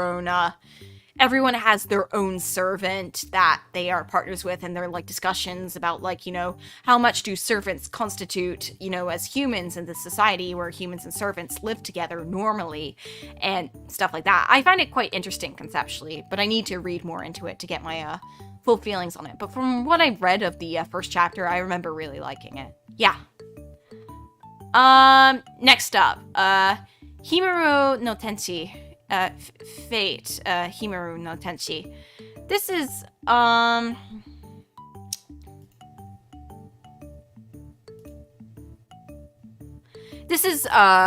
do I put this? Himuro no Tenshi. This is very much strangely just a I don't know series, because it's just like one of those very esoteric Fate spin-offs that focuses on like super minor characters and talks about their life and stuff. But it's also crossed over with Fate Grand Order. So that's all I really know about Himuro no Tenshi, and I don't think I'll be interested in really checking it out because it just seems very far moved from everything else, I suppose. Right, next up, Fate Stay Night, the man, the myth, the legend. Hold on, let me pull it up. All-time fave. This is the one. This is the Fate you need to get into. And if you need to get into any Fate, you need to get into the visual novel. Basically, I freaking love this visual novel. It is why I resumed writing visual novels and stuff to begin with. It's got really good characters. You know, the original Japanese prose, from what I've heard, is really good too. I'm looking forward to the retranslated fan translation of it because I know that it's just going to be super good. I just know it's going to be super good. And yeah, I cried a lot during it. The music is really good. I just had a really wonderful experience reading it. And it's just one of those visual novels that I'll treasure for the rest of my life. I really love Fate Stay Night. Oh yeah, for those who are wondering what Fate Himuro no Tenshi is, basically it's a kind of, I think it's a Yonkoma spin-off manga about like three very minor characters in Fate Stay Night who are like these three schoolgirls who are completely normal schoolgirls. I believe they are Himuro, Kaede, and Makidera. And it's just about kind of their daily life together. This spin-off in particular is when they did just kind of like a comedy crossover with Fate Grand Order, and that's all you really need to know about it. It's just about their daily life together outside of, you know, the Fate's shenanigans, just about like the normal students of Fuyuki, that sort of thing. I think also that it has some cameos from some other Fate characters later on, but that's about it. That's all I know about it. Next up, Fate Strange Fake. This is squarely, I don't know, but I think I might like it. Everyone and their mother, again, has been recommending me this series of light novels. I know that they are good. I just know that they are good. But I have not read them yet. I need to read them because they really... the writer, Ryogo Narita, really gets up to some weird shit in this series. He really does. And it's such a shame there hasn't been more done for it because of Ryogo Narita's insistence and stuff, but it's so good from what I've heard. It's just really cool and interesting. So I definitely think I'll like it when I read it. Yeah. Next up, Fate Tiger Coliseum Upper and Fate Tiger Coliseum. What the hell? I'm putting them I don't know, but I think I might like it. They're kind of like in that, you know, in that genre of like clunky but really cute arena brawlers, and I don't know, I just really love the character design for those two games. It looks really cute. I want to play them, even though they're probably like super clunky. I just like the character designs. They're so cute, and the art design as well. It's really cute. Yeah. Next up, Fate Type Redline. I don't know, but I think I might like it. Yeah, this is another one of them. This is a really new Fate series, actually. This is, you know, I might have mentioned it before, but this is basically like, what if we took, like, the characters from Guda Guda and had a holy grail around them, and we made it serious? and the art is awesome. And so I really want to read it because the art looks really good, and I like a lot of the character designs a lot, and the time period's interesting too because it's set, I think, in around 1945 Japan, and so they talk about like relevant issues. It looks they talk about relevant issues surrounding that period as well. So I think I'll be interested in playing it. Yeah, I think I'll be interested in playing it. Let's see, what have we got this? Fate Unlimited Codes. Again, this is probably in the same category of also jank, but I would be willing to play through this because it's about the Fate Stay Nightcast. It's in the same category as the Fate Tiger Coliseum series. Mainly because it's like Fate's only major fighting game apart from FGO Arcade. So like, yeah, I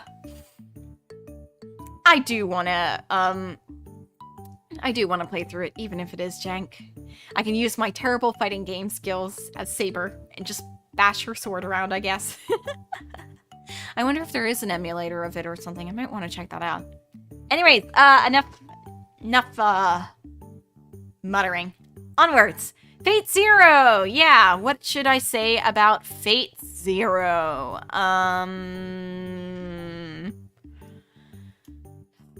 Fate Zero is an okay for me. So, yeah, this is another big unpopular one. I know Fate Zero is generally, like, a lot of people's all-time favorite Fate series. But for me personally, Fate Zero isn't my Fate Zero is a complicated matter for me, because, like, how do I put this? Like, I like some of the concepts in it. I think it has some of my favorite characters in the series. I mean, aside from Saber, it has Waver and Iskandar, who I also really love, and there's some good character interactions with it, and some of the sad stuff really does make me feel sad. But sometimes I feel like Fate Zero does get really carried away with its own depressingness, its own sadness, and I feel like it can, you know, kind of become a man pain fest, if I'm gonna be completely honest. Like, you know, it's kind of hard to ignore how a lot of the women are treated in Fate Zero for me personally. And it's personally just makes me a bit uncomfortable, I guess. Like the way Airi or Aoi Tosaka are treated in the narrative just doesn't make me terribly comfortable. And just kind of the kind of overwhelming focus on Kiritsuki's man pain as opposed to, like, you know, the pain of, you know, I guess Arturia or, well, less so Arturia, I guess, but of Airi, of Aoi, stuff like that. It's just not, it's not my favorite Fate series, even though there's a lot of things I do love about it. I guess I'm putting it in the okay tier because I have a lot of complicated emotions over Fate Zero, so I'll leave it at that, yeah. Next up is Fire Girl. I literally know nothing about this series, so I'm putting it right here. But the character designs are cute. Yeah, the character designs are cute, so there is that. Yeah. I will give it that. Next up. Garden of Avalon. This one, baby. Hold on, let me just move this up to the top.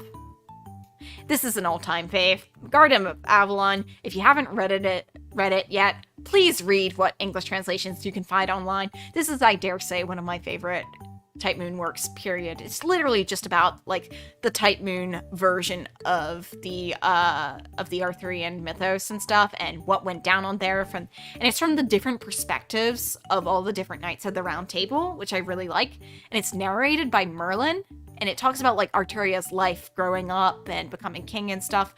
I really love it. It's great. It's really great. It talks about the Camelot drama and stuff. I really love Garden of Avalon. So good. And the soundtrack for it is really beautiful too. If you've played through the Sixth Singularity in Fate Grand Order, you will have heard some of the soundtrack of it, and it's really beautiful. Like, you know the theme that plays when Bedivere is in Avalon and he's confronting Merlin over his mistake of keeping Excalibur and not returning it to Arturia?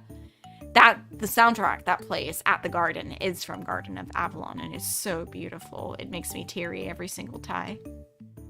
Bedivere, will you go on this journey Will you take this risk even when you yourself take this punishment, even when you yourself have done nothing wrong? Gets me every time. God. Yeah, no, Garden of Avalon is super good. Next up, Rakyo. I'm gonna put this here.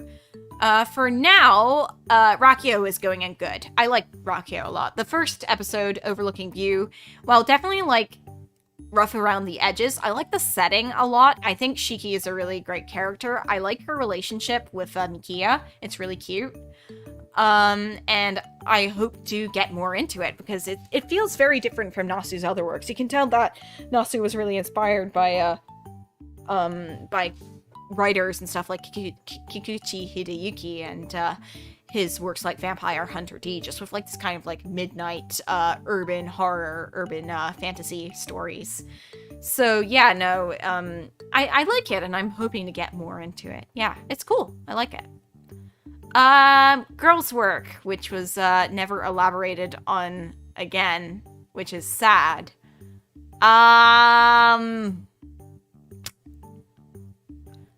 Yeah, this is going into don't know, because nothing other was really elaborated on with Girls' Work and stuff, which is a shame, because, you know, if they had talked about it more, I would have probably been interested in it, but, you know, I haven't, so I didn't. I guess. Right, next up, Hanato Miyako. For me personally, Hanato Miyako is, how do I put this?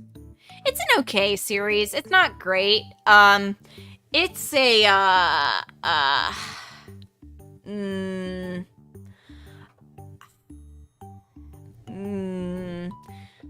don't know how to say this. I think the art is okay at best. I've read through the manga. I think some of the ways it tries to twist on the Type Moon formula are not superb and stuff. Like, there's one character who's literally the love child of Caster and Soichiro and stuff, and that's not actually possible.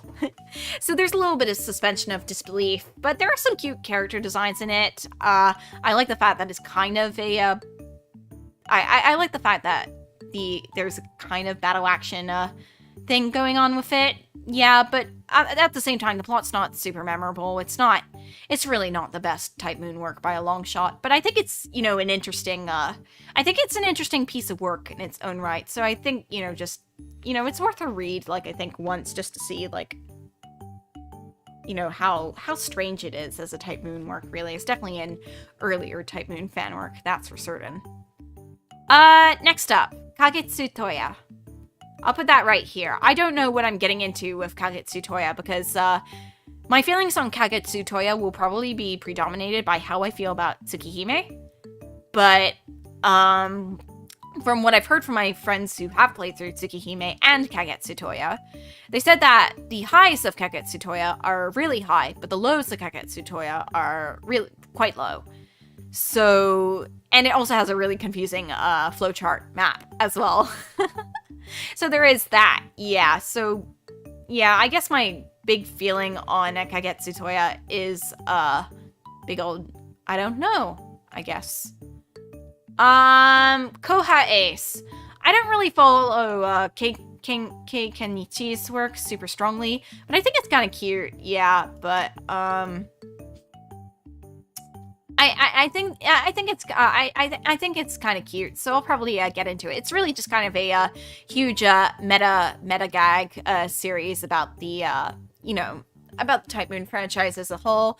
I like the characters a lot too. I think Okita and Nobu are generally really funny, and I just think a lot of the cast is charming in general, so I think I'll get into it eventually. Yeah, it just doesn't take itself very seriously, and I like that. It's fun. Mahou Tsukai no Yoru, definitely going in. I don't know, but I think I might like it. I've taken a look at some individual scenes from Mahou Tsukai no Yoru, and it looks awesome. It is like the top tier visual novel in terms of presentation and stuff. It looks so beautiful, and I really want to follow the journey of Alko Alzaki, and because she looks really cool. I really want to follow this visual novel. I know a lot of people who have played it and who can understand. I'm really hoping that the fan translation comes through. I've seen those drawings before, know nothing about them.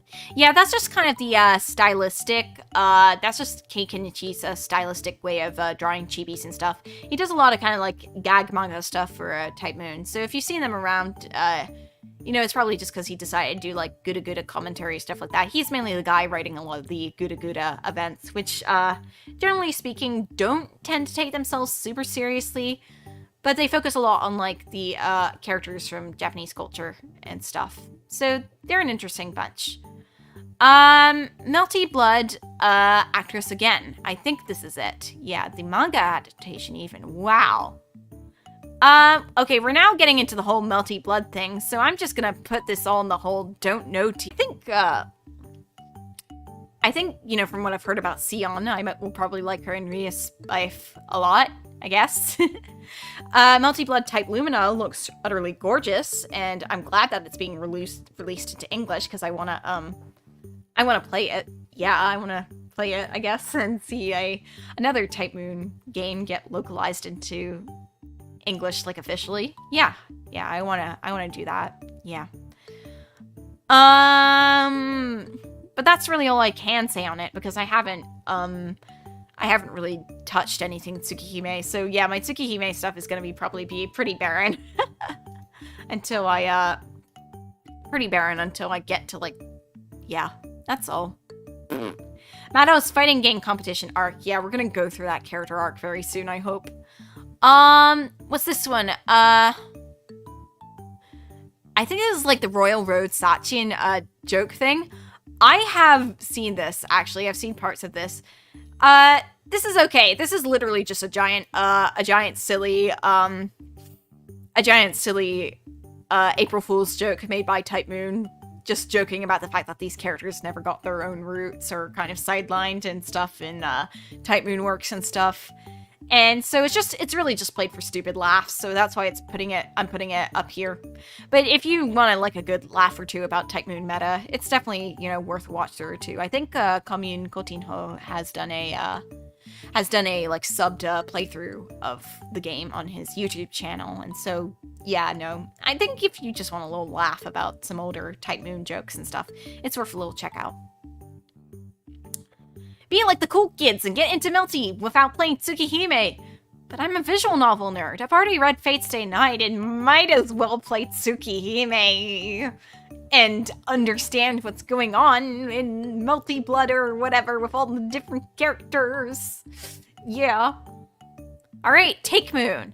Now this is I think the other manga that inspired Carnival Phantasm. I have not actually read this one, but I like the artist a lot, Eri Takaneshi. She's a really talented artist, and you know, I like that. I like her art. I like her artwork a lot. But yeah, no, if you like Carnival Phantasm and you like the Tsukihime segments, definitely read Take Moon as well, because it is literally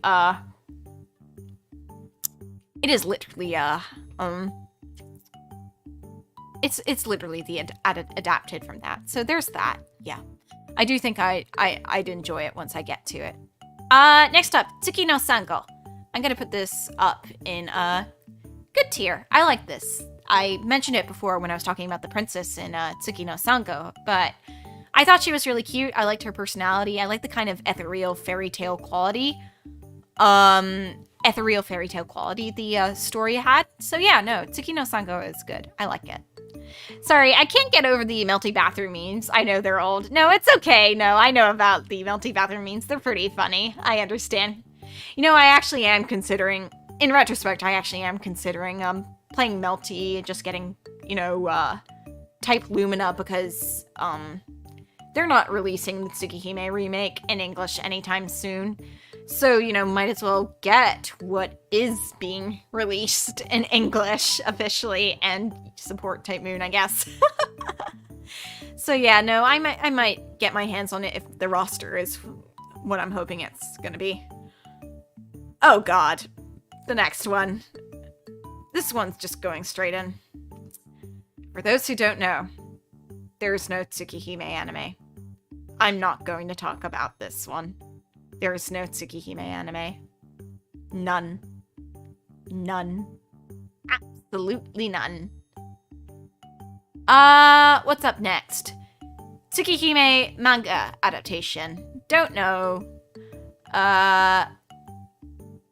We're getting really much into the Tsukihime side of things.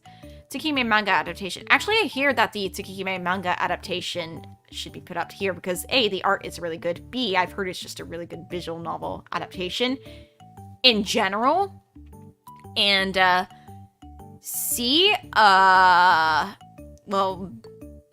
I don't know what the C is, but no, I've heard it's a really good adaptation of the visual novel. A lot of people have really praised how faithful it is to the visual novel and, you know, how good the art is too. So there is that, yeah. So I think I might like it. And in that same vein, I think this is the Tsukihime Plus disc. I'm not sure. I'm gonna put these into with all the Tsukihime stuff as well, because this is like Tsukihime and Tsukihime accessories. I have not played through Tsukihime yet, and, you know, I hear that Tsukihime is more rough around the edges than Fate Stay Night is, but, you know, at the same time, I think a lot of the characters really do appeal to me. Like, I think Arcuate and Chell and Kohaku will probably be very much up my alley. Yeah, I think I'll end up really liking them as characters, and so get an appreciation for Tsukihime. Yeah, but that's all I can really say on it right now, because I have not played through the visual novel. And that's all there is to it. And finally, Valkyria. This is going into the I don't know, but I think I might like it tier, simply because I like Takeuchi's character designs for this series. That's a really cute Valkyria character design. And that's that. That is my fate. That is not my fate. My Type Moon tier list. And as you can see, I still have a lot of Type Moon entries. I need to get through. Yes, Arcuate is also Phantos Moon. She is very smart for becoming a magical girl. You have this, the most powerful being in the Nasuverse is also a really stupid, punchy vampire girl who can turn into a magical girl. And she's just very spunky and very airheaded, and I love that about her. I really love that energy for her. She's really funny. Arcade's really funny and also really dangerous. She has that good duality about her. So yeah, let's go up here. This is the tier list. Yeah, so as you can see, I'm very biased towards the Stay Night verse. Yeah. Actually, let me just see. Let me take a look here. What would I put up in the great tier? You know, if I ever get to the later parts of FGO, I might put it up to great too, yeah.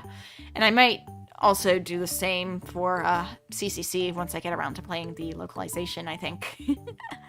But other than that, yeah, no, Fate Stay Night is easily my favorite of the entries, and I think that, you know, CCC and Hollow Atorexia and Strange Fake will probably up in my favorites as well, yeah. Less as a tier list and more as a task list.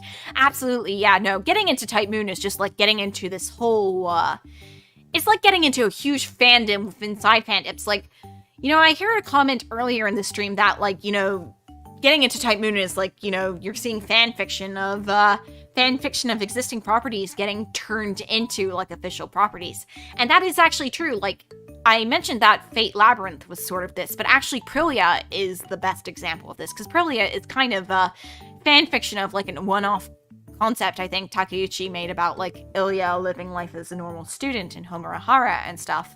And then Hiroshi Hirayama was like, you know what, I'm gonna turn this into my own fully fledged Fate series, and now it's the longest running Fate entry, stuff like that. There's a lot of, and Hanato Miyako is another good example of that, because it takes, like, one kind of side character from the Tsukihime and Melty Blood and turns her into the main character of this high school battle royale thing. So yeah, no, Type Moon really runs on, like, creators interacting with each other and building upon concepts of each other. So naturally, the fandom is very similar too, and there's a very strong fan culture. And yeah, there's a lot of spin-offs and that sort of thing. But it's also why you also see, like, people in the Type Moon fandom being fans of certain entries in the Type Moon fan base and not others. Like, you got some people who are not fond of the newer entries like Fate Grand Order or the Fate Extra series, and will only say that Fate Stay Night, the original Stay Night verse, and the surrounding series surrounding it, and Tsukihime and Rakyo were the good Type Moon entries. Or you've got the people who are more fans of the newer Type Moon entries and don't like the older type entries as much. Or you got the people who are kind of holed up in that one entry they really like a lot, like the people who are very vocal about liking Lord Elmaloy side of things, that sort of stuff. So yeah, you got lots of different pockets, and it's because it's really the entry that tries to unite all those different pockets of the Type Moon fandom together with varying degrees of success and stuff, and then trying to put its own spin on things as well.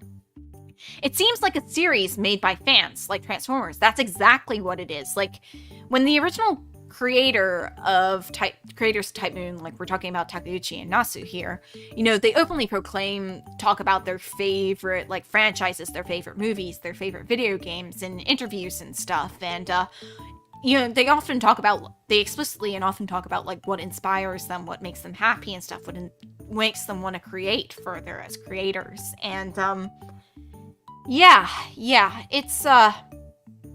it's an interesting franchise because it's really not just about Kinoko Nasu, even though he's basically the face of it right now. It's about a lot of writers coming together and exploring this strange and wonderful universe about magic and vampires and historical figures being summoned into the present world and stuff. It's pretty magical in of itself, and I really like the fact also that Nasu is very open to different interpretations of his characters and settings, and he's really chill about that, and I like that a lot. Yeah, I like that. And, I'm hoping someday that maybe I can, contribute myself to the Type Moon canon as well. It seems like a pipe dream, but I really, really would like for it to happen. But yeah, no, I think that's a big part of why I really love the Type Moon franchise. It's just, it has that real big, from the fans to the fans kind of feeling, But yeah, no, that's my Type Moon tier list. Thank you for sticking along with me and making this Type Moon franchise and hero-heroine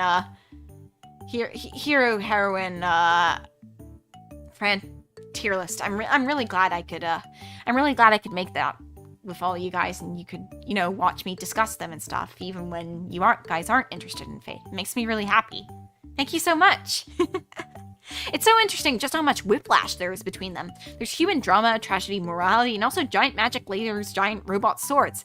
Yeah, no, that's exactly the appeal of Fate. It's basically like, we put everything cool in a blender and we blend it all together, and what comes out is Type Moon franchises. And sometimes they come out better than others. Like, sometimes you got a couple of things that will resonate better with people than others, but it's very rare that you get a franchise that gets to be so much and recruit so many different talented creators together just on the basis of passion alone.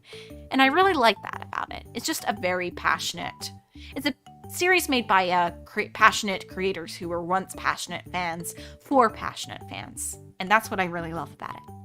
So yeah, thank you so much for coming along to my ranking stream, to my first tier list time stream in a while, and I'm hoping that we have a really good talk stream on Friday too. So I look forward to that then. But for now, ciao!